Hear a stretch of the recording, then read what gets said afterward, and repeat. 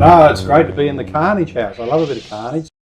Boys and girls, welcome back. It's your favourite host and you're watching your favourite show. It's the Carnage House podcast, ladies and gentlemen. Today we got Emilie Dye as the first guest and the most important guest in a series of interviews we're about to do. Her main role is the Policy Director of the Australian Taxpayers Alliance, a neat little outfit she'll tell us about. But thanks very much for coming on. How are you doing? Thank you so much for having me on. It's good to be here tonight. Well, I'm pretty happy. Now, we got a bunch of new segments, which I'm going to try my best to remember. We got the fan favourite Beta Mail of the Week. That's going to be back, and that's going to be on Patreon. So if you want to watch that, go join us on Patreon. Emilie's going to decide who is the biggest Beta Mail of the Week. I'm also introducing our new sponsor, Penthouse, and we're going to do the segment Penthouse Alpha Mail of the Week, and we're going to do a free magazine giveaway. So stay tuned to watch how you can win your free copy of Penthouse magazine. It's literally going to be so easy. And we got some fan Q&As and a general interview with Emilie to find out how she got so powerful and what she's doing in the Taxpayers Alliance. So, Emilie, firstly, I wanted to ask you, you've produced a beautiful report, The Cost of Tax, which we'll get into in a second. But before we get into tax, which is to some people the most boring thing ever, but to some people who have the political mental illness, quite interesting. Who are you? Where'd you come from? On your LinkedIn, it said you used to be a firefighter. What are you doing in Australia? You're from America. Yes, I'm from Washington State, and my first job was as a wildland firefighter. It was a good way to make money right out of high school. And Really? I've got a bit of a fire bug, definitely slight pyro, and really the only difference in America between firefighters and pyromaniacs is firefighters get paid. Right. I know that's not the case in Australia. That's pretty funny. But we pay ours, and then we go and we light fires to fight fires, and it's good fun. Well, is it good? Because I got a buddy of mine who's in the rural fire service, and he has a lot of complaints about how that's managed. And how do you find it in America? Like when you do your burns and stuff, is it fun to be a part of? Oh, it's great fun, but I think there are definitely ways I would change things, particularly around the pay structure. You don't get paid hazard pay to do prescribed burns, which doesn't make sense to me. There's fire involved, and prescribed burns keep the forest from burning down later. So it's like the basic maintenance stuff isn't done, and you don't get paid the extra to do the basic maintenance. So when the time comes, the fires are a lot worse. Yeah. Can you drive a fire truck? Yeah. Well, we had like these little, they were like pickups with big water tanks on them, essentially. Yeah, They like weren't, a big American pickup truck with a big hose on it. Pretty much. That'd be pretty fun. And how did you get into politics? Like you had a job at the Republican Party as well, an internship at the Cato Institute, which I respect a lot. I like those guys. What made you get into this? It was kind of forced upon me as like an infant. Yeah, well, we know that feeling. Yeah, I didn't have much choice in the matter. I was very much the politician-kissed baby. There's a cute picture of me at 5 holding George Bush's hand and waving and being cute because my parents were very involved and they shamelessly used us for their political ends. I think I know that feeling too. And it stuck. And so I just kept on with it. Yeah, well, it's a pretty thankless and low-paying job, and well, that's what my guess is, at least for most political people. So how'd you end up at the Taxpayers Alliance, and what's that job like for you? That's also a great random story that starts with a few too many vodkas. Good. Well, we got some gin on the show. This is some free gin we got from work, so I'm going to load mine up again, but please continue. Yeah, so I met Tim Andrews at a Cato networking event. At the time, I was an intern at the Cato Institute. And he's the founder, right? Tim? Yeah, he's the founder of the ATA. So met him, and he was like, you should come to this conference in Australia. It's the best thing since sliced bread. You have to go to the Friedman Conference. And I was like, that's nice, drunk Australian. Yeah. And went home and didn't think about it again. And then he started hammering me on Facebook and was like, hi, you should come to this conference. I was like, you're crazy. I can't fly across the world to go to this conference. Right now I'm looking for a job. I'm trying to like figure out my career. He asked me where I was applying. I was applying for Americans for Tax Reform. And he's like, well, I run Australians for Tax Reform, essentially. And he's like, I'll give you a recommendation if you come to this conference. And I was like, if you get me a job, I will come to your conference. And he's like, okay, send me your resume. So sent him over my resume. And it's like, cool, we'll hire you. I was like, okay, give me 24 hours to think about it. Called him back about 12 hours later. I was like, yep, I'll do this. I will move to Australia, even though I don't know anyone, and be a total psycho. And it worked out. Did you like it? It was a good decision? It's a good decision. I wouldn't recommend it for everyone, for sure. Yeah. Flying across the world, not knowing anyone is definitely not the safest of life plans, but it worked out well for me. Well, that's good. We appreciate people taking risks and follow their dreams. I guess that's kind of what the libertarian philosophy is at heart. Exactly. Look at that. That's one for grandma out there. So the libertarian movement's not, I would say, as developed in Australia as it probably is in America. You know, we got a couple politicians who are in, and you're kind of involved in the LDP. But what is policy director at the Australian Taxpayers Alliance now? How ideologically driven is that, or is that just like we're trying to go step by step, remove the tax burdens, and what's your kind of role as policy director? Yeah, well, it's a little bit of both, kind of, on the ideology side. So things that are less far along, we're more ideological on, essentially, and then things that we're closer to getting policy on, it's more practical policy type things. So I think vaping's a good example. It's not tax Yeah, talk to me issue. about vaping. Yeah, yes. It's one of our biggest campaigns, is Legalize Vaping Australia, and it's very much in that policy sphere, that advocacy, legalize it and tax it. Don't tax it too much, it's better than cigarettes, but it's a very practical, like, getting it into policy, legalizing vaping, while some of our other issues are more libertarian. Let's see, I'm trying to think of a good example, more ideological. I guess a good one would be industrial relations reform. That one is much more ideological. We write much more ideological type op-eds, which are like, this would be the dream. The dream is a much simpler industrial relations system. Right now, we're not anywhere close to that. We've got way too many minimum wages. We don't have one minimum wage. We have many, and they're above $15 an hour American. So it's kind of fun to see the states debating about that. Yeah, well, I did want to talk to you about that, because like the libertarian, like most Australians, I would say, kind of have a fairness mentality in terms of their views on politics. They don't really have as much like a left and right divide. They have kind of a common sense, fair go type of scenario. And the minimum wage argument, I think, is quite a hard one to make in Australia to average Australian people, just in terms of how receptive they are to it. So can you explain what your thoughts are on the minimum wage? Presumably you would remove it. Is that my guess, if you had your total ideological heaven? Yeah, my ideological heaven is get rid of the minimum wage. There's no point. It's basically saying it's illegal for you to work from $0 to $19.84 an hour. Like, well, what if you're only worth $18? Well, that's the only value you can provide. Right? Then too bad for you. You don't get a job. It's like, what if you can only provide $15 worth of benefit to the company? Well, too bad for you. You don't get a job. And so it just kind of lifts that first ladder on the rung up higher for many people. And I don't think a minimum wage is supposed to be a living wage. It's supposed to be that first step, that first entry in, and then ideally you would get like more experience, you'd grow, and you would actually move up to a living wage. Yeah, because I remember I think I was reading some piece on it, and people were talking about, like, back in the day when you didn't have either a minimum wage or it was way lower, like movie theaters, for example, could pay people to, like, young kids to, like, show people to their seat, for example, for like $5 or $10 an hour, or people would like fill up your gas at the service station or things like that. Do you think that there is like a big group of people who can't get their first job at the moment, like in Australia, because of the minimum wage? I think there's, to some extent, there are definitely people that are priced out, but we've also just increased like our cost of living to match it. So it's not, the real wage isn't that great in reality. The price of goods is so much more expensive. I was looking it up the other day, just like a gallon of milk in the States is like a quarter of the price as that here in Australia. And it's like, well, why is that? It's not just GST. Right. Yeah. And it's just because we've got higher wages, things are inflated. The Australian dollar is worth less in comparison to the American dollar. And so it just doesn't go as far.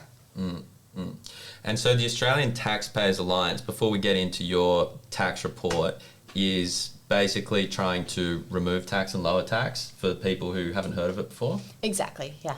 and make more efficient taxes as well. Yeah, because that's one of the things I found interesting about the report, which we'll get into, is the idea of having like better taxes with less deadweight loss, which is a term you would have learned in your economics degree. Yes. From Washington University. But before we get into that, let's talk about Penthouse Alpha Male of the Week. Now, whoever wins this competition gets a free book. It actually is a really nice book. I hope you can see that in the frame right there. It's got some sexy girls in there. It's got some good articles in there. We might get some of Emily's articles in there at some stage.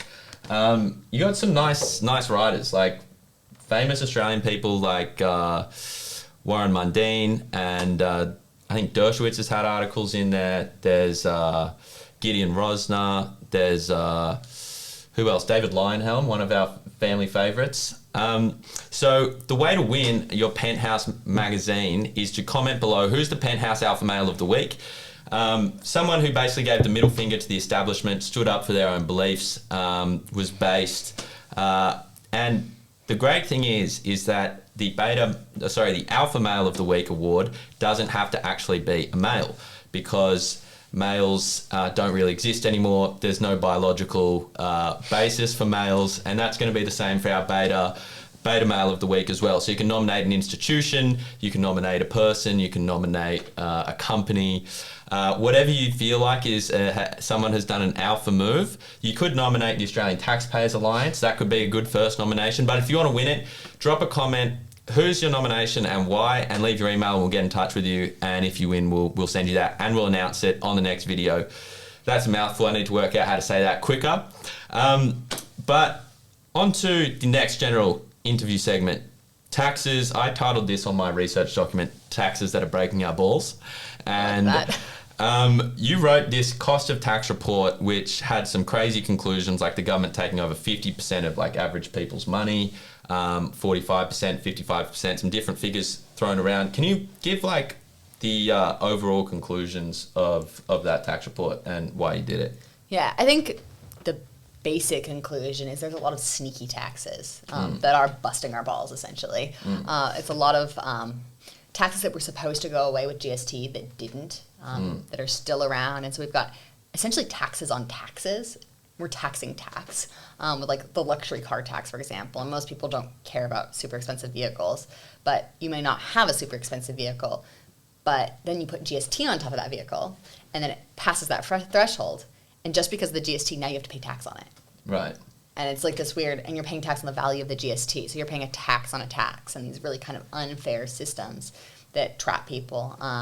There's insurance taxes. Again, it's a tax on a tax, where you have to pay your insurance tax, and you have to pay GST on the insurance tax. Right. And these kinds of things. But overall, I'd say it's just the number of taxes. We've got about 125 taxes in Australia. Most of them you've never heard of. Most of them don't actually give much revenue to the government. It's about 10 taxes that make up for 90% of revenue. Right. So it's like the other 115 are worthless, really. Well, I know I'm giving the government a lot of money through my parking fines. I had to get a parking fine plan because I had to give that much money to the government. Yes. And I included parking fines in this, which has caused a bit of like anger and just, that's not a tax. I'm like, it's a serious revenue source for the government. It hits people that are at every socioeconomic status, and it's high. Like the average, I think average per person is about $165 a year. Right, so that's like 1.5 fines. Yeah, and that isn't just people that own cars. It's closer to like 300 if you own a vehicle. Right. Because that's averaging it out between all workers. Yeah, because I got like $1,000 worth over like a 3-month span. It was ridiculous. Yeah, and there's probably a few people that are really pushing that up. Yeah, I've been one of the outliers. That's been tough for me in my bank account. But you said that like for the average Victorian, because you focused on Victorian people in this report, I think it was like 55% of their gross income, like yes, that the government ends up taking, and then like 45% of the other statistic was the other one. Yeah, so I was trying to figure out a good way of explaining this. So some taxes come out as a percentage of your income, and then other taxes are like taken from, like say the company, and so it's on top of your income. I think a good example is payroll tax, which is paid on top of your income. Yeah, payroll tax is like the dumbest thing I've ever heard. Yeah, exactly. It's a tax on jobs, but your income would be higher without the payroll tax. Essentially, Right. that's just a cut to your paycheck. And the same with superannuation. Superannuation comes directly out of your paycheck. So it's like you'd have an extra 9.5% of your income without superannuation because it's what the employer actually has to factor in Yeah. to hire you. Yeah. And I mean, how crazy is it that, like, it just seems strange to me that if the government is saying to people, you know, we want you to be financially independent in your retirement, and we're going to force you to put money into your super, then they tax it still. Like, sure, well, then they tax it still. This blows my mind. I'm like, Yeah. we're going to increase the superannuation guarantee to 12% because Yeah. people don't have enough in their retirements. But if you actually just stopped taxing it, they'd have more money Yeah. than if you increase the superannuation guarantee. Well, I was thinking about this the other day. Sometimes I just have a think about things, you know, very occasionally. And I had the thought that maybe part of the deep state would be like the superannuation guys who just get free money all the time from this, from the government people mandating super. And like, if you own like a big superannuation fund and everyone in the country is forced to pay like 10% of their income to you, like, that is a fantastic business model, and you do not have to do anything. Yeah. And on top of that, the government is going to make sure that you don't fail, because if you do, then you're going to wipe out everybody's retirement wealth. So you not only have a stable source of income from the government, but you're also kind of failure-proof because the government will bail you out. Exactly. And I think that's really messed up our financial markets. I think we've got the point of the financial system and the value that the financial system provides is they're kind of like the detectives for like which companies are doing well, which companies are doing badly, and they kind of like sniff out what's going on and they figure out the prices, and the stock market reflects the value of these companies. And because of that, that's information. They provide information. That's what they're giving to society. A lot of people see the financial sector and they're like, they're just making money off of interest. They're not providing any real value. They do provide value. But when you have superannuation and people are forced to invest, it entirely distorts that. And a lot of superannuation funds are going into the real estate market, which results in inflated housing prices, which just cuts into people's bottom lines. Like housing prices in Australia are crazy. Now, do you know about house prices, and what is there like a problem with it? Because I'm not wealthy enough to buy my first house yet, not even close. In fact, I have negative money at this point. But if for people who do want to buy their first houses, like, why is it so expensive? And like, what policies would fix that? Like, maybe not having superannuation funds invest, or like, do you know about the housing market? Yeah, I've actually also included that in the report. Look at you, God bless you. So we've got. That's why we bring her on, ladies and gentlemen. She knows everything. We've got a nice mess, and it feels again like double taxation and taxes on taxes, because the housing prices are essentially artificially inflated by government restrictions. You've got zoning restrictions. You can't expand the city out. You can't expand the city up. And you've got like certain areas that are zoned for specific things. So you can't have a multifamily unit in like a single family unit area, or you can't have businesses in certain areas. Yeah. And you have to jump through all of these hurdles, all of these hoops in order to like actually build a house. Yeah, like you'd think that if you buy the land should be yours, not like subject to all these terms and conditions from the government. 100%. And it's the biggest expenditure for most councils is just approving all of these things. It's like, so that's a waste of our taxpayer money right there. And there's a bit of corruption that goes in there with the rezoning and all that type of bullshit. Exactly. There's favoritism played. And then we end up with this situation where it's approximately 60% of the value of a home is just like caused by all of these restrictions. Really? Yeah. You reckon 60%? Yeah, this is from a report from the CIS found, I think in inner city Sydney, it's about almost 70, it's 69. Outer, like regional areas, it's about 60%. Wow. Melbourne, it's, I think, 20 and 60. I'm trying to remember exactly. I'd have to look it up exactly to get the numbers precisely. But yeah, it's about 60%. Yeah, that's crazy. That's why I'm not planning to live in Sydney in my late 20s and 30s. I'm not going to buy a house here for a bit. I'm going to go to like Ukraine maybe go to Kenya for a bit, go to China for a bit, get a 99-year lease. Yeah. Well, the fun thing about this is you've got the inflated housing prices and the inflated land prices, and then you have to pay stamp duty and land tax. Yeah. On top of it. And so it's like, well... Yeah. Yeah, it's pretty crazy. And then also in your report, you talk about how, like, it's the consumption taxes that also break your balls. Like, if you're a smoker, for example, you pay like average of $5,000 a year in tax. Alcohol, for example. I was looking at this, so I was interested. I had some friends come over from New Zealand last weekend, and they were like, man, it's crazy how much beer costs here. I'm like, yeah, but how much does it cost for you? And they're like, yeah, well, if you get a 6-pack in Australia, it's like $25, but if you get it in New Zealand, it's like 12 to 15. And I wrote some statistics down for the people at home, because I know we have a strong beer drinking audience, or at least I would guess. And it said that here, look at this. I missed the right. Give me 1 second right here. Okay, listen to this. So a typical case of beer in Australia sells for $52, and $22 of that is in tax. Australians pay 17 times more beer tax than the Germans. That's bullshit. Surely we didn't beat them in World War II to pay 20 times more fucking tax on our beer. And then we got 15 times more than Spain, 7 times more than US, 6 times more than Canada, and double that of New Zealand.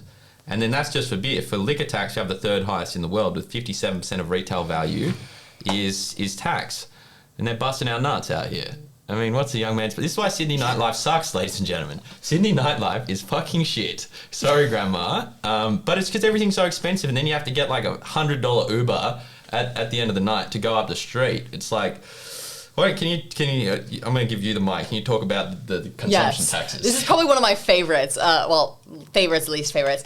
I care a lot about alcohol tax because I like my gin and tonics, and it's about 39% of the value, like of the price you're paying for a gin and tonic, is alcohol tax. Then you also have to pay GST. So then it's 49%. So half of every single spirit that you're drinking is going to the government, which is crazy. Across the board, it's about 20% if you average out all alcohols. Right. And that's because wine is quite a bit less. And wine is taxed in an entirely different way than beer and spirits. Wine is taxed according to the value of it. So the wine lobby has done very well in Australia. Yeah, congratulations to the wine lobby. We might give them some free advertising next time. Yeah, they're doing all right. They figured it out. My theory is politicians just like their nice wine tours. Well, we know Barry O'Farrell did. I don't know if you're in Australia for that. He was the New South Wales Premier who had to resign because he got a gift of like $1,000 bottle of wine from someone. And that was like 5 years ago maybe, and he was forced to resign. Yikes. RIP. Oops. RIP, my man Barry. And then the last consumption tax I wanted to talk to you about, or potentially lack of consumption tax, is on drugs. Now, you made an interesting point. I believe it was you made the interesting point that like Australia spends over like $1,000 a year. $1 billion a year on policing drugs, and like 65% of that goes towards cannabis policing. Hitting up innocent people like myself, young, smart up and comers. Yes. Now, what do we do about cannabis in particular, and then other drugs, to make it like a thing so people don't get arrested for the victimless crime, but then a way that will make it palatable for the government? Yeah. So I think it is a legalized and tax, but you have to be so careful about that. I think I made the mistake of investing in corporate cannabis when it was legalized in the U.S. or in Washington State, my home state. It's like, yes, I'm going to make so much money. Cannabis is legal. Everybody wants their weed. And then they just smash the weed industry with taxes. And there was already a happy, thriving black market. Right. So why would they then give up such a percentage of their profits to the government when they've still got customers, they've still got clients, they're still doing their thing? There's just less risk. So I think if the government does want to tax weed, they can't just automatically drop like a 65% tax on it. We've got about 65% tax on cigarettes. They can't just do that and expect there to be a legal weed industry. You have to let that industry grow up. So my ideal world is just GST. GST on cigarettes, GST on weed, GST on alcohol. Stop trying to manipulate people's decisions.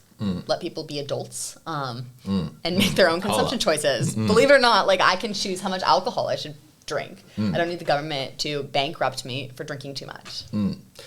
Yeah, I mean it's like an Australian thing to like have a beer, but I don't. That might just be the government wanting you to get your alcohol tax. Like when Greg Hunt was putting that thing into banned vapes coming from overseas, we made a video on that, and I called up Greg Hunt's office, and I was like, I asked them, is this because, I was like, can I talk to Greg? They're like, no, he's not here. I was like, damn, right, I'll talk to you then. And so then I was like, so is this about, protecting cigarette tax revenue? Because, the young kids aren't on cigarettes anymore. Like, no, it's like a health thing, but I think you said in one of your articles that vapes are healthier than cigarettes. Like, it's... Is vape? What do we do about vapes? Because these are illegal. These are illegal. Come get me, please. Yes. Well, vaping is legal, but not vaping with nicotine. I think is what it is. But you're not going to go around testing people's vapes for nicotine, and you can't sell them in Australia. Yeah. Or you can sell them. I forget all of the laws around it. I'm not as focused on this campaign, but yeah, you can't sell the nicotine products. You can't sell vape juices with nicotine in it. You have to mix it yourself. You have to order the nicotine from overseas and all of this drama. Yeah, or you could just buy them at your local, I'm not going to drop the name of a shop. There's a nice blue shop that always sells them. Yes, there's those nice places. There are legal vape shops that sell vapes legally and sell the liquids separately. I feel bad for them. Do the whole shenanigans. I feel bad for them. There's these nice other shops that are like, here, have your disposable vape. Yeah. Which terrible for the environment and all other things, but vaping is so much healthier for you. There have been no deaths from legal vaping products. All the deaths have been from illegal vaping products or some sort of mismanagement. So you shouldn't be vaping cannabis, because it's an oil and you're not supposed to try to evaporate oils into your lungs. I had that one time happen to me when I was at a bar and a friend gave me the vape and I took this huge drag. I'm like, I don't feel any nicotine in this. What is wrong with it? And I took the biggest drag of all time. My friend's looking at me, not stopping me. And I got so high in this bar, totally by accident. And it feels weird when you're out and you're high. It feels very weird. Anyway, it's a side story. Sorry, Grandma. Not my fault. But you're not supposed to have weed vapes. No, you got to be careful of the weed vapes because vape liquid and nicotine vape liquid is water soluble, and so you can evaporate it, and so it doesn't cause things like the popcorn lung. And they find it's this thing called vitamin E acetate in weed vapes that's causing the problems. Right. And it's a lower risk than cigarettes even. So even weed vapes are healthier than cigarettes, but don't vape weed. Bad idea. Yeah. But in general, it's 95% healthier, safer for you than cigarettes. And number one cause of preventable death in the world is cigarette smoking, tobacco-related illness. Number two is weight-related illness. And my theory is if you're smoking chocolate pudding, you're not eating chocolate pudding. So I think that there should be more research done on all of the benefits of vaping just to get rid of bad habits. It's not the worst habit to have, really. Yeah, I agree. It can be expensive sometimes as well, but there's some nice suppliers out there cutting down the cost. There's ones you can get from New Zealand which are 1,500 puffs for $20. Yeah. It's a nice growing market out there. We actually, I don't know if they can come get me if they want. We sold them for a while. We imported them from China for a bit, sold them. We were doing how rappers throw up money and shit like that. Yeah. we were doing that with some of the cash, but we almost got in trouble, so we had to stop doing that. But yeah, we tried to give vapes to all the MPs, and then we discovered that would get us in trouble. Really? Yeah, we wanted to give all the MPs vapes and be like, Greg Hunt says you can't have this. Yeah, that's hilarious. But then, Greg Hunt said we couldn't do that's that. How Penthouse initially became famous in the, I think it was the UK where Guccione, who's the founder, he started it, right? So I think Playboy was just out in America, but it might not have been out in Britain. But anyway, his marketing strategy when he started Penthouse was he just mailed them to the house of every single politician and in the 60s, and they all got super outraged and they all talked about it in Parliament, how bad it was, and he just sold so many. Are they still doing that? Because I remember when I was a congressional intern, I don't know. Yeah, every month we get a copy of Penthouse consistently, and it was just it was whichever intern wanted it could take it home because the congresswoman was definitely. That's pretty funny. Not the Penthouse type. Yeah, I can imagine it's not good for the public image. No. But this is actually quite a nice magazine. You like it? Have you ever seen it? Yeah. I've read a few articles in it. Sorry, I'm not a subscriber. I need to fix that. I'll get on it. But yeah, no, I've read quite a few of the articles online, and I love the artwork. Yeah, they're good, huh? They're pretty good. You can go subscribe to that. It's like $50 a year. You know what the best thing is about subscription actually is that It's only $50 a year. yeah, it's quarterly, Okay. and so you get 4, but then you also get because you know how I was telling you I got this gin because advertisers didn't want to pay cash, so they give them free alcohol. Nice. There's another advertiser in there called I think Charles and Lee, and what they do is they do like special man care stuff, so like face scrubs and things like that. Oh, lovely. And so they have like this package which is like valued at like $50 a year or $70 a year that you get for free when you get a subscription to the mag. So you buy the mag subscription for $50 and you get a free like $50 man care package or something. Like, buy this for your man, to all our female listeners. Like, you want to fix him up real nice. Like, Yeah. Make Like- sure he's tidy everywhere. make sure he's tidy everywhere. He's looking nice. He doesn't get any of these little. I got some breakouts because I haven't been using it. But now, Yeah, what no, is- I assumed it'd be like $200. It's such a nice magazine. yeah, it is a really nice magazine. Like, my friends all got subscriptions when I showed them. Like, they're like, it's not actually. Like, they thought it was a funny thing at the start. And like, oh, Penthouse magazine. And like, it's actually really nice. Yeah. Yeah, it's a good magazine. All right, now, the last segment before our what do you call it? Our Beta Mail of the Week segment on Patreon is we had a Q&A. So I asked our Instagram followers what tax-related questions they got for a tax expert, and we had a couple. The first one, let me pull this up. It's hard to use Instagram for old people like me. Okay, few questions. First, from Be Free with Jim Lee, our friend Jim Lee. He says, what's the best way to make money and not get taxed in Australia? How can you avoid tax? Oh, I would say pull a Netflix and offshore. Pay your tax in the Netherlands. I am not a financial advisor, so I'm not supposed to be I can't give real like tax advice. I'm not an accountant. I look at it more from the policy perspective. No, we definitely can. The motto of this show is we have no idea what we're doing, and we're going to give advice on a whole lot of topics we don't know about. That's basically the point of this show. My other recommendation would just live in a hole. Do not drink. Do not smoke. Do not gamble. Do not drive. Do not own a house. Also, don't work. That would be, I would say that is the best way to avoid tax in Australia. Okay, so you know what? That's pretty fair. Second question is from one of Fiona's old flames. Her name's Maddie. Big fan of the show. She went to they both went to one of these art schools. So they didn't have the best education. But she asked, what is tax? So for someone who went to an art school, can you just outline what tax is? What is tax? I could use this like standard libertarian chant. It is theft. I mean, the aim of tax, there's a lot of different philosophies on like what is tax for. My idea would be tax is to fund the government and to fund certain services that are important for a functioning government, like a judicial system, like an army, like roads, all of these things that we value. I think the tax should go to that. But a lot of times tax is used and is a tool of policymakers to try to shift our behavior into a way that they prefer. So, yeah, it's like the cigarette tax. They don't want us to smoke.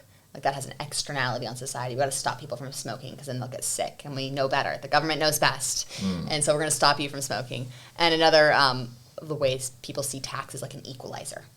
So they try to tax people at higher incomes more and tax people at lower incomes less. That rarely works because people at higher incomes can and do figure out how to avoid taxes effectively. Maybe not always offshoring to the Netherlands, but companies do that. Go to Bahamas occasionally. Bahamas. You can take a world trip. But Baby. there are lots of legal loopholes that you can manage to get around.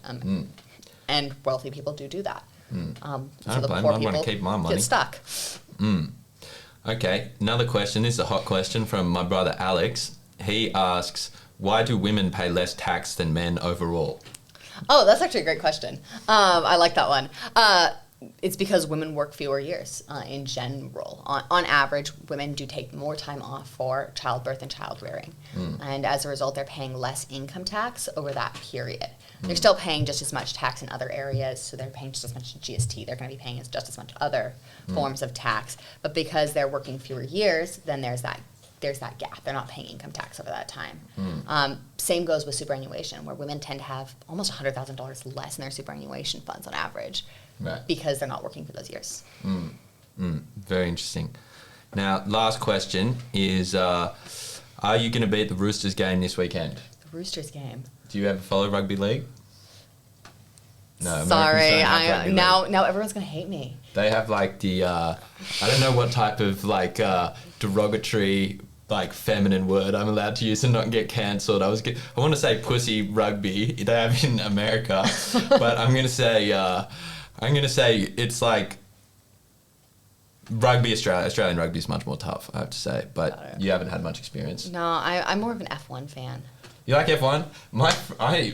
So many people my age just started getting into F1 and I have no idea why, but... There's actually a reason for that. Why? It's Netflix. Netflix started it. Drive to Survive on Netflix. Right. I got into it because Callan started getting into it, my partner. Yeah, quick shout out to Callan. Yeah, quick shout out to Callan. He originally got me into race car driving, race cars going around. I was like, it's just like NASCAR. People just go around in circles really fast. It's so boring. But I'm very much enjoying the F1. And then there's Drive to Survive on Netflix, which is like the behind the scenes of F1. So I think that's probably why people are getting involved. Yeah, I mean, I think it's pretty cool. It's like very European, I think. Very European. Yeah. Okay, well, the last thing I wanted to ask you in the general interview segment is like, you wrote like a 5-piece of advice for Australian policymakers for like upcoming tax. And that my gut feeling is that's related to the budget, which is coming out like next Tuesday. Now we got a whole lot of debt, and it's so much money that you can't even think about that much money. But I want to ask you, what do we want from the budget, or what do you want from the budget? What would you think make Australia a better place? Like, and if you could talk about the debt a little bit and make it like understandable for spastics like me. No, totally. Perfect world, the budget that I'm not going to get would be tax cuts, less spending, especially less spending on specific interest groups. A lot of times the government likes to pick out specific groups and try to make them happy and give them money. It's like, oh, we've got women's issues, we're going to give... Oh yeah, like gender reassignment surgery in Pakistan. Yeah, exactly. All this random stuff that doesn't need to be there. So I would love to see slashing of useless policies, slashing of bureaucracy. We've hired so many public servants in the last year to combat COVID. A lot of people at Service Australia, I think it was like 5,000 extra staff members. I would love to see us cut back and start firing people and send them back into the real world to actually provide value to society. And then with all that money we have saved, to then increase the tax threshold. So my ideal income tax would start at $39,000 because $39,000 is approximately the minimum wage. What a full-time minimum wage worker is. If the minimum wage isn't a living wage, then why are we taxing them so much? So I would love to see it start there and then go up at a much slower rate. Because right now our brackets hit like very average salaries, very normal salaries, very high tax rates. 32.5% is a very high income tax rate. Yeah, and talk to me about the debt. Like, do you deal much with the debt in your like analysis? Yeah. Sorry, I missed that part of the question. It's okay. Yeah, I think that in the States that is more of an issue than it is here in Australia, obviously. And there's this idea that we can just keep borrowing money and we can just bring money out of thin air and the government can spend it and it essentially makes money. And then if the economy starts to heat up and we get inflation as more money is pumped into the economy, the dollar becomes worth less, essentially. There's more dollars going around. They're not as scarce of a resource. And so there's the possibility and threat of inflation.